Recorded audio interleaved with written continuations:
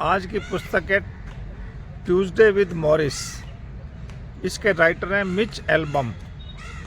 दोस्तों, जो प्रोफेसर हैं मॉरिस, वो जो है किसी यूनिवर्सिटी के समाज शास्त्र के प्रोफेसर हैं। आज उनका टीवी पर कोई प्रोग्राम आ रहा है जिससे उसके एक स्टूडेंट मिच को पता लगता है कि उसके प्रोफेसर बहुत बीमार है, जिनके साथ उसका बहुत अच्छा संबंध रहा है, उसके घर आना जाना रहा है, बहुत ज़िंदगी के सबक उससे सीखे हैं। तो अब उसको अफसोस हो रहा है कि मैंने अपने गुरु के साथ, अपने मेंटर के साथ अच्छा रिलेशन बना कर नहीं रखा और मेरा कम्युनिकेशन भी बंद हो गया है। तो मैं अब उसके अंतिम समय में उससे अंतिम लेसन लेने के लिए जा रहा हूँ।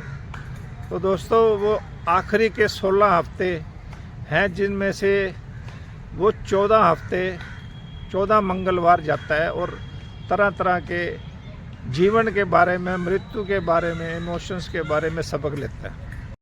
जो है वो स्टूडेंट है और वो अपनी ग्रेजुएशन के बाद जीवन में बहुत सफलता हासिल करता है। वो सफल स्पोर्ट्स जर्नलिस्ट बनता है। भाग दौड़ की ज़िंदगी में उसका फोकस मनी और फेम पर रहता है। दोस्तों, वो अपने गुरु को भूल जाता है। आज उसको गुरु को मिलने का पहला मंगलवार है, तो देखते हैं क्या कहते हैं। तो पहले मंगलवार दुनिया के बारे में बात होती है कि दुनिया कैसी है। तो उसके गुरु कहते हैं कि दुनिया में दुख बहुत है, लेकिन प्यार और करुणा से इस दुख से पार होया जा सकता है। और ये कहते हैं कि जब आपको खुद पर दया होने लगे तो दोस्तों कुछ समय के लिए रुकें।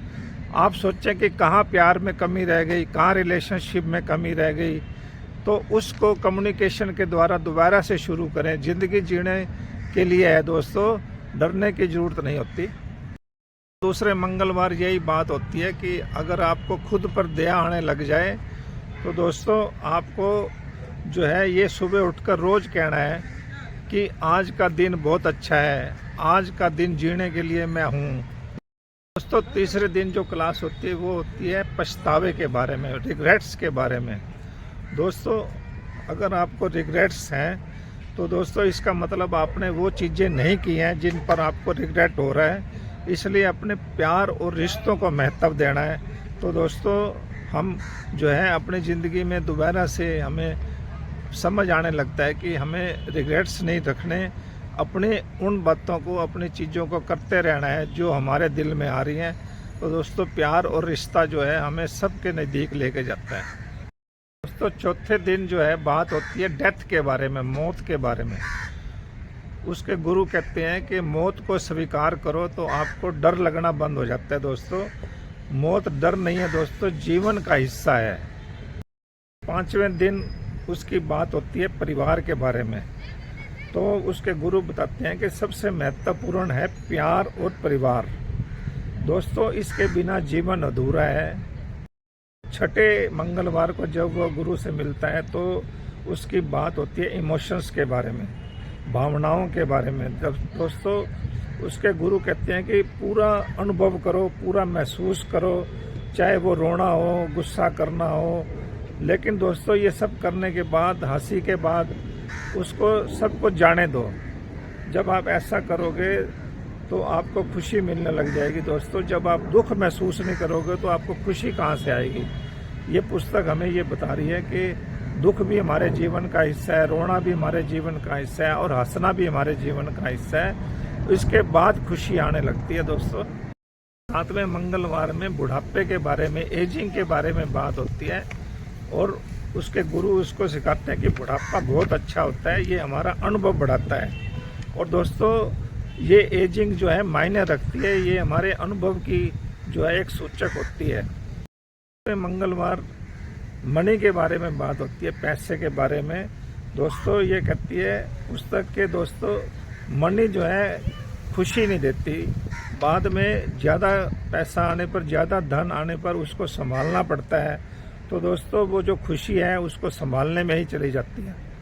दोस्तों, 9वें मंगलवार जब वो मिलते हैं तो प्यार के बारे में बात होती है। दोस्तों, वो बताती है पुस्तक कि प्यार जो है हमारे को कैसे पूरी ज़िंदगी हमारे साथ चलता है। प्यार ही जीवन है और दोस्तों प्यार के बिना कुछ नहीं है, ये पुस्तक में बताया गया। इसमें मंगलवार मैरिज के बारे में बात होती है, शादी के बारे में। इस पुस्तक में बताया गया कि शादी एक समझौता है, सम्मान है और संवाद है। दोस्तों अगर आपका कम्युनिकेशन जारी रहता है, प्यार जारी रहता है, तो दोस्तों ये समझौता भी चलता रहता है और एक दूसरे का सम्मान बहुत ज़रूरी है। तो ये पुस्तक हमें सिखा रही है समझौता, सम्मान और संवाद के बारे में, जिससे हमारे को प्यार मिलता है, शादी के अंदर मैरिज हमारी चलती रहती है और मजबूत रहती है। दोस्तों 11वें दिन हमारे को संस्कृति, कल्चर के बारे में बताया जाता है और ये पुस्तक कहती है कि समाज हमारे को गलत मूल्य सिखाता है, हमारे को गुमराह करता है समाज। हमारी संस्कृति हमारे को जो असली मूल्य है वो नहीं बताती, हमारे को गुमराह करती है। तो वो बार बार हमें ऐसा बताया जाता है कि पैसा और पावर के पीछे भागना है। तो हर व्यक्ति पैसे और पावर के पीछे भागता है, अंत में वो खाली खाली महसूस करता है। तो 12वें मंगलवार फॉरगिवनेस के बारे में बताया जाता है कि माफ़ करना है, क्षमा कर देना है, खुद को भी माफ़ कर देना है और दूसरों को भी माफ़ कर देने से हमारे को मुक्ति मिल जाती है। तो 13वें मंगलवार को बात होती है कि परफेक्ट दिन कौन सा होता है, सबसे अच्छा दिन कौन सा होता है। दोस्तों सबसे अच्छा दिन होता है जब हम अपने प्यार के पास हैं, अपने परिवार के पास हैं, अपने दोस्तों के पास हैं और अपनी प्रकृति के पास होते हैं। वो सबसे सरल दिन होता है, सबसे परफेक्ट दिन होता है। 14वें मंगलवार उसकी आखिरी मुलाकात होती है। उस दिन वो अलविदा कहने के लिए आते हैं, क्योंकि प्रोफेसर साहब जो है बहुत कमज़ोर हो जाते हैं और रोने लगते हैं। वो अंत में यही कहते हैं कि मुझे प्यार करो, जब मैं मर जाऊंगा तो मुझे बाद में भी प्यार करते रहना। तो ये वो सीख देती है पुस्तक। ज़िंदगी बदलने वाली पुस्तक है जो हमारे को कहती है कि जीवन से प्यार करो, रिश्तों को महत्व दो और मौत से डरो नहीं। दोस्तों इस के बाद जो है वो प्रोफेसर साहब की मृत्यु हो जाती है और ये पुस्तक हमारे को बहुत ही गहन अध्ययन कराती है जीवन के बारे में। तो अगर दोस्तों आपको ये पुस्तक अच्छी लगी है, इसको लाइक करें, कमेंट करें, शेयर करें और दोस्तों मेरे चैनल को सब्सक्राइब भी करें। Thank you very much.